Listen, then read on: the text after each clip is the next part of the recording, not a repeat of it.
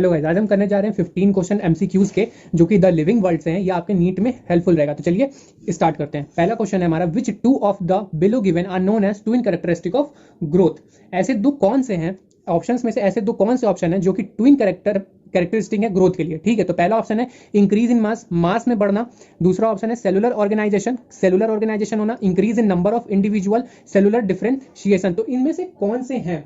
ठीक है, तो इसमें हमारा ऑप्शन होगा फर्स्ट वाला और सेकंड वाला। अगर किसी का मास बढ़ रहा है, इसका मतलब उसकी ग्रोथ हो रही है। दूसरा हमारा सेलुलर ऑर्गेनाइजेशन। देखिए सेलुलर ऑर्गेनाइजेशन मतलब सेल क्या हो रहा है, सेल ऑर्गेनाइज्ड हो रहा है यहाँ पे। ठीक है, तो इसमें ऑप्शन क्या हो जाएगा हमारा ए, मतलब इसमें हमारा पहला वाला है और दूसरा वाला है। ठीक है, फिर देखिए अब हम आते हैं नेक्स्ट क्वेश्चन पे। नेक्स्ट क्वेश्चन हमारा, in plant growth occurs dash where as in animal it occur dash. तो इस डैश जगह पे क्या आएगा, हमें ये फिल करना है। ठीक है, तो हमारे पास ऑप्शन है only up to a certain age, एक सर्टेन एज तक बढ़ती है, या और फिर दूसरा के लिए क्या होगा, कॉन्टिन्यूअसली, दूसरे डैश के लिए। ठीक है, फिर बी ऑप्शन में हमारा पहले डैश के लिए कॉन्टिन्यूअसली प्लांट की ग्रोथ बढ़ती है, और एनिमल के लिए होगा up to only up to a certain age, या फिर सेकंड वाला। ठीक है, उसके बाद थर्ड पे आते हैं, प्लांट की एज कंटिन्यूअसली बढ़ती है और एनिमल की एज भी कंटिन्यूअसली बढ़ती है। फिर D option only up to a certain age, only up to a certain age, दोनों एक एज तक बढ़ती है। ठीक है, तो इसमें ऑप्शन कौन सा हो जाएगा हमारा बी, क्योंकि प्लांट की ग्रोथ क्या होती है, कंटिन्यूअसली बढ़ती रहती है, और एनिमल में हमें क्या देखने को मिलता है कि उसकी एक सर्टेन एज पे आकर के ग्रोथ रुक जाती है। ठीक है, जैसे कि हम लोगों में फॉर एग्जांपल जैसे ले ले ह्यूमंस में, तो हम लोगों में क्या है, ग्रोथ जो होती है एक सर्टेन एज पे आकर के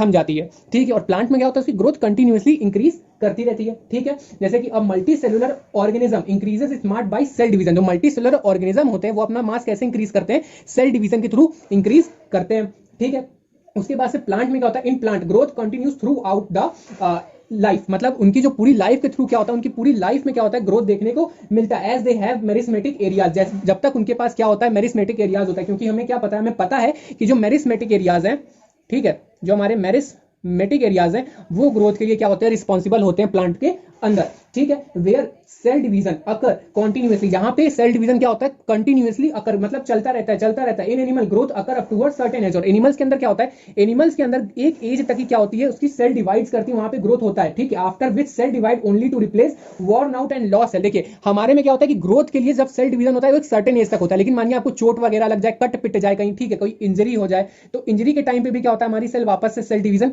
करती है। लेकिन हमारी दो सेल ऐसी होती है, दो जगह के पार्ट, दो सेल ऐसी होती है जो कभी भी डिवाइड नहीं करती है। ठीक है, जैसे कि हमारा ब्रेन सेल हो गया और दूसरा हमारा हार्ट सेल हो गया। यहां पे क्या होता है, जल्दी सेल डिवीजन देखने को नहीं मिलता, इसलिए ब्रेन रेन की इंजरी होती है, तो वहां पे चांसेस रिकवरी के बहुत ज्यादा निल होते हैं। ठीक है, तो अब हम बढ़ते हैं थर्ड क्वेश्चन की तरफ। हमारा थर्ड क्वेश्चन है, the statement nothing lives forever yet life continues illustrate the role of embryogenesis, morphogenesis, replication या फिर रिप्रोडक्शन। तो इसमें आंसर कौन सा हो जाएगा, रिप्रोडक्शन। ठीक है, तो देखिए रिप्रोडक्शन कैसे, इसका आंसर होगा reproduction in the formation of new individual of the similar kind, it is not essential for survival of the individual required for the perpetuation of the of a population. ठीक है, मतलब देखिए reproduction जो process होता है, इसमें survival की तो कोई गारंटी नहीं होती है ना, कि मतलब जो न्यू इंडिविजुअल बना है सिमिलर काइंड का, वो मतलब हाँ भैया सर्वाइव कर ही जाएगा, ऐसा नहीं होता है। लेकिन हाँ ये है, रिप्रोडक्शन में न्यू ओरिजिन हुई है, ठीक है, वो क्या करेगी, आगे पॉपुलेशन को कंट्रोल करेगी। वो सर्वाइव ना होना वो नेचर के ऊपर डिपेंड करता है, उसके ऊपर डिपेंड करता है। ठीक है, फिर उसके बाद से हम आते हैं नेक्स्ट क्वेश्चन पे। तो हमारा नेक्स्ट क्वेश्चन है, विच of the following group consist of organism which multiply by fragmentation. ऐसा कौन सा ग्रुप है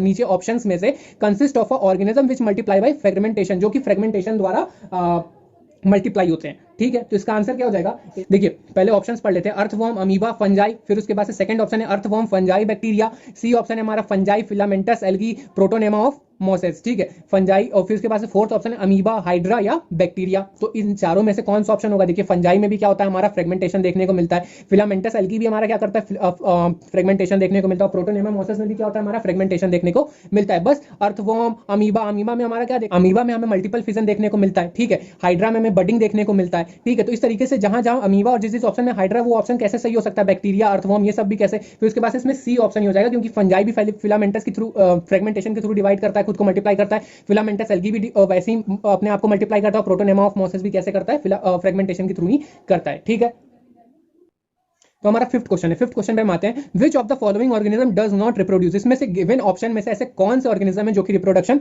नहीं कर सकते। पहला हमारा म्यूल, दूसरा है हमारा वर्कर बी, तीसरा है हमारा इनफर्टाइल ह्यूमन फीमेल, और चौथा है हमारा ऑल ऑफ दीस। तो इसमें से देखिए जो म्यूल होता है हमारा, एक म्यूल जो होता है हाइब्रिड होता है मेल डंकी और फीमेल हॉर्स का। किसका, मेल डंकी का और फीमेल हॉर्स का। ठीक है, तो ये हमारा रिप्रोडक्शन नहीं कर सकता, ये जो होता है ये हमारा सेक्सुअली स्टेराइल होता है और ये रिप्रोड्यूस नहीं कर सकता है। ठीक है, फिर उसके बाद से वर्कर बी, तो जो हमारे वर्कर बी होते हैं, देखिए इसमें क्या होता है ना, हनी बी आर कॉलोनियल, जो हमारी हनी बीज होती हैं वो कैसी होती है, कॉलोनियल होती हैं। ठीक है, सोशल एंड पॉलीमॉर्फिक इंसेक्ट होते हैं। फिर उसके बाद से 3 type of individual caste are found in the colony of the honey bee. हमें पता है कि हनी बी के कॉलोनी में 3 तरीके के कास्टिज्म में। ठीक है, तो देखिए फिर उसमें क्या होता है, एक होती है क्वीन, हमारी जो क्वीन होती है वो फर्टाइल फीमेल होती है, मतलब सिर्फ क्वीन ही क्या कर सकती है, वहां पे रिप्रोडक्शन कर सकती है। फिर उसके बाद से ड्रोन विच आर मेल्स, जो हमारे ड्रोन्स होते हैं उनमें वो कौन होते हैं, मेल्स होते हैं। फिर उसके बाद से वर्कर्स आर स्टेराइल फीमेल, और जो वर्कर्स होते हैं हमारी कैसे होते हैं, स्टेराइल फीमेल होती हैं। ठीक है, जो हमारे वर्कर्स होते हैं वो क्या होती हैं, स्टेराइल फीमेल होती हैं। ठीक है, and perform various duties of the colony, और ये क्या करते हैं, बहुत सारे अपने अपने काम करते हैं कॉलोनी के लिए, अपने सब मतलब मजदूर होते हैं एक तरीके से, बहुत ज्यादा काम कराया जाता है इनसे। ठीक है, फिर उसके बाद से इनफर्टाइल ह्यूमन फीमेल, जाहिर सी बात है ये भी क्या करेगा, रिप्रोड्यूस नहीं कर पाएगा। और चौथा हमारा आंसर कौन हो जाएगा, ये सारे ही रिप्रोड्यूस नहीं कर सकते, तो हमारा आंसर क्या हो जाएगा इसमें, ऑल ऑफ दीज। ठीक है, तो हम आते हैं नेक्स्ट क्वेश्चन पे। नेक्स्ट क्वेश्चन है हमारा 6th क्वेश्चन। ठीक है, a living organism is unexceptional differentiate from a non living structure on the basis of. ठीक है, एक लिविंग ऑर्गेनिज्म को हम unexceptionally differentiate from a non living organism, कैसे हम उसको डिफरेंशिएट कर सकते हैं, structure on the basis of, मतलब उसके कौन से बेसिस पे, रिप्रोडक्शन पे, ग्रोथ एंड मूवमेंट पे, इंटरएक्शन विद एनवायरमेंट, या फिर रिस्पॉन्सिवनेस। ठीक है, मतलब रिस्पॉन्स करना उसका। तो इसका आंसर क्या हो जाएगा, इसका आंसर हो जाएगा डी, उसके रिस्पॉन्स करने के फीचर पे। जैसे कि इसका देखिए, all organism from primitive prokaryote to most advance and complex eukaryote. ठीक है, जितने भी हमारे ऑर्गेनिज्म थे प्रिमिटिव प्रोकैरियोट में, ठीक है, वो क्या हुए, मतलब एडवांस हुए, फिर एक कॉम्प्लेक्स यूकैरियोट बन गए। ठीक है, प्रोकैरियोट से क्या बन गए, वो यूकैरियोट बन गए। ठीक है, उसके बाद से are able to sense and respond to the environmental factor, और जो ये जो यूकैरियोट हुए, जो हमारे एडवांस यूकैरियोट्स बने किससे, प्रिमिटिव प्रोकैरियोट से, ये मतलब रिस्पॉन्स करने के लिए क्या थे, मतलब ये रिस्पॉन्स करते थे। ठीक है, the stimuli are perceived by sense organ in higher animal through sensory receptor, example eyes हो गया, ईयर्स हो गए, नोज हो गए। Plant do not possess such sense organ, और जो प्लांट हमारे वो ऐसे सेंस ऑर्गन प्रोड्यूस नहीं करते हैं। ठीक है, नहीं होते उनके पास। However they do respond to the external factors such as light, water, temperature, pollutant and other organism etcetera. देखिए, जो प्लांट होता है हमारे पास, उनके पास भले ही ऐसे ऑर्गन ना हो, लेकिन वो क्या करते हैं, वो भी रिस्पॉन्ड करते हैं लाइट के थ्रू। जैसे आप प्लांट है, प्लांट को अगर आप उगा रहे हैं, ठीक है, तो जिधर साइड आप कभी गौर करिएगा, जो छोटा पौधा होता है वो उसके ऊपर जब सनलाइट पड़ती है, ठीक है, वो उसी डायरेक्शन में उगता है जिस डायरेक्शन में उसको सनलाइट मिल रही हो। ठीक है, फिर उसके बाद से human being have a additional facility of self consciousness, awareness of self consciousness and response to stimuli are said to be defining properties of living organism. ठीक है, और इसमें क्या होता है, जो हमारे ह्यूमन बींग्स होते हैं, ह्यूमन बींग्स में थोड़ा ज्यादा रिस्पॉन्सिवनेस की वो रहती है, क्या कहते हैं, क्वालिटी रहती है, वो बहुत ज्यादा सेल्फ अवेयर रहते हैं। ठीक है, तो इसीलिए हमारा आंसर क्या हो जाएगा, रिस्पॉन्सिवनेस। ठीक है, फिर उसके बाद से 7th क्वेश्चन पे आते हैं, which of the following set does not contain defining characteristic of the living organism. इस ऑप्शन में से ऐसा कौन सा ऑप्शन है जो लिविंग ऑर्गेनिज्म की डिफाइनिंग प्रॉपर्टी को कंटेन नहीं कर रहा। ग्रोथ एंड रिप्रोडक्शन पहला ऑप्शन है, दूसरा है metabolism and cellular level of organisation, तीसरा ऑप्शन है response to stimuli and consciousness, and D है ऑल ऑफ दीज। तो इसका आंसर क्या होगा, इसका आंसर है ए। ठीक है, ग्रोथ और रिप्रोडक्शन। देखिए कैसे, as non living organism also grow and many living organism are unable to reproduce, therefore growth and reproduction are not considered as defining characteristic of the living organism. ठीक है, तो इसमें से ये नॉट कंटेन था ना, कंटेन तो था नहीं। देखिए, जो हमारी नॉन लिविंग थिंग होती है वो भी बढ़ती हैं, और जो लिविंग थिंग होती है वो भी बढ़ती हैं, भले ही कि हम लोग रिप्रोड्यूस कर रहे हो, लेकिन देखिए कुछ हमारे केसेस में ऐसे भी होते हैं जब हम लोग रिप्रोड्यूस नहीं कर सकते। लिविंग क्रिएचर्स भी क्या होते हैं, वो लोग रिप्रोडक्शन नहीं कर सकते। तो ऐसे में इसको हम ग्रोथ और रिप्रोडक्शन को तो डिफाइनिंग प्रॉपर्टी नहीं बना सकते ना, क्योंकि ग्रोथ तो नॉन लिविंग थिंग की भी हो रही है, ग्रोथ लिविंग थिंग की भी हो रही है, चाहे वो रिप्रोड्यूस करे या ना करे। ठीक है, फिर उसके बाद बढ़ते हैं हम लोग 8th क्वेश्चन पे, जो कि हमारा नेक्स्ट क्वेश्चन है। 8th क्वेश्चन है हमारा, dash is the branch of science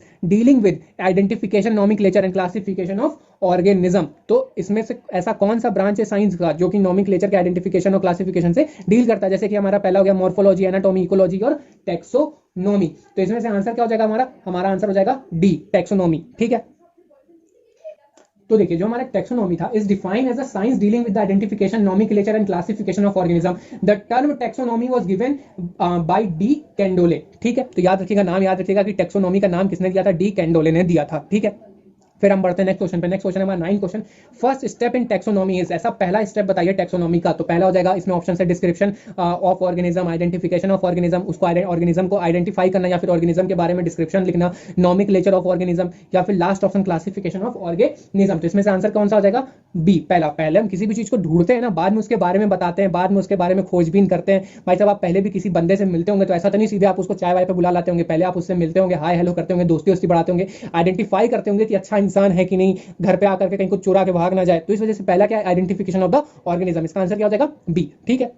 then बढ़ते हैं हम नेक्स्ट क्वेश्चन पे। नेक्स्ट क्वेश्चन है हमारा founder of binomial nomenclature. Binomial nomenclature का फाउंडर कौन है? तो ऑप्शन है हमारे लिनियस, मेंडल, डार्विन, लेमार्क। तो इसमें से आंसर क्या हो जाएगा? सीधे सिंपल सा इजी सा आंसर है कार्लोस लिनियस, ठीक है। तो देखिए जो हमारे लिनियस थे, बाइनोमियल नोमेनक्लेचर, ठीक है, naming system was given bye Carlos Linnaeus. It is being practised by biologist all over the world, लेकिन इसको दिया किसने था? कार्लोस लिनियस ने, ठीक है। देन हम आते हैं नेक्स्ट क्वेश्चन पे। नेक्स्ट क्वेश्चन हमारा Linnean system of classification was based on. जो हमारा लीनियन सिस्टम है क्लासिफिकेशन का, वो किस पे बेस्ड करता है? मॉर्फोलॉजी पे, इकोलॉजी पे, एम्ब्रियोलॉजी पे, या फिर साइटोलॉजी पे, ठीक है। तो इसका आंसर क्या हो जाएगा? इसका आंसर है हमारा ए, ठीक है, मॉर्फोलॉजी पे। देखिए जो लीनियन है, put forward an artificial system of classification which was mainly based on morphological character of plant. वो किस पे बेस्ड था? मॉर्फोलॉजिकल कैरेक्टर ऑफ प्लांट पे बेस्ड था, ठीक है। देन हम बढ़ते हैं नेक्स्ट क्वेश्चन पे। नेक्स्ट क्वेश्चन है हमारा question number 12, most name in biological nomenclature of living organism are taken from which language. किस लैंग्वेज से लिया गया? हिंदी से, लैटिन से, जर्मन से, या फिर फ्रेंच से? बहुत इजी आंसर है इसका, वीडियो को पॉज करके आप दीजिएगा। तो इसका आंसर हो जाएगा बी, लैटिन से, ठीक है। तो देखिए जो हमारे ओरिजिनल साइंटिफिक नेम है, were taken from Latin and Greek languages, ठीक है। New name are now derived either from Latin languages or are latinized. This is because Latin languages is dead and therefore it will not change in form of spelling with the passage of time.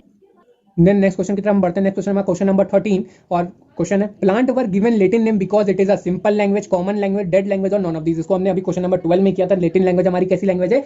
Dead language है, ठीक है। तो इसका answer क्या हो जाएगा? Dead language, ठीक है। देन हम नेक्स्ट क्वेश्चन की तरफ बढ़ते हैं। नेक्स्ट क्वेश्चन हमारा क्वेश्चन नंबर 14। क्वेश्चन नंबर 14 है in the binomial system of taxonomy developed during the 18th century, ठीक है, by Carolus Linnaeus, the second word of an organism biological name represent species बताता है। जो सेकंड नेम होता है किसी भी चीज का, जैसे कि राना टिग्रीना, तो जो टिग्रीना है वो क्या बताएगा? स्पीसीज बताएगा, जीनस बताएगा, रेस बताएगा, या फिर फैमिली को बताएगा। तो इसमें आंसर क्या हो जाएगा? स्पीसीज बताता है, ठीक है। राना क्या है? उसका राना जो है जीनस है, और जो टिग्रीना है वो क्या है? स्पीसीज है, ठीक है। तो देखिए in the binomial system of taxonomy the second word of an organism biological name represent species. क्या रिप्रेजेंट करता है? स्पीसीज को रिप्रेजेंट करता है, ठीक है। फिर उसके बाद से आते हैं लास्ट क्वेश्चन के। आज के लास्ट क्वेश्चन हमारा क्वेश्चन नंबर 15, जो कि है the third name in the trinomial nomenclature is. Third name trinomial nomenclature में क्या था? तो थर्ड नेम हमारा ट्राइनोमियल नोमेनक्लेचर में स्पीसीज था, सब जीनस था, या फिर सब स्पीसीज था। तो इसका आंसर क्या हो जाएगा? सी, सब स्पीसीज, ठीक है। तो trinomial nomenclature is employed to name the sub species in the classification. The sub species is a category below the species. जो सब स्पीसीज हमारी कैटेगरी है, ठीक है, उसको किसके नीचे रखा गया? स्पीसीज के नीचे रखा गया, ठीक है। Mostly in botanical literature the third name represent variety, whereas in zoological literature the third name represent सब species। तो zoological literature में हम इसको थर्ड नेम को किस में रखते हैं? सब स्पीसीज में रखते हैं। और बोटेनिकल लिटरेचर में हम थर्ड नेम को किस में रखते हैं? कैसे रिप्रेजेंट करते हैं? वैरायटी से रिप्रेजेंट करते हैं। अगर आपके लिए क्वेश्चन हेल्पफुल रहे हो, मजा आया हो आपको, तो प्लीज इसको लाइक, शेयर, सब्सक्राइब जरूर करें। Thank you.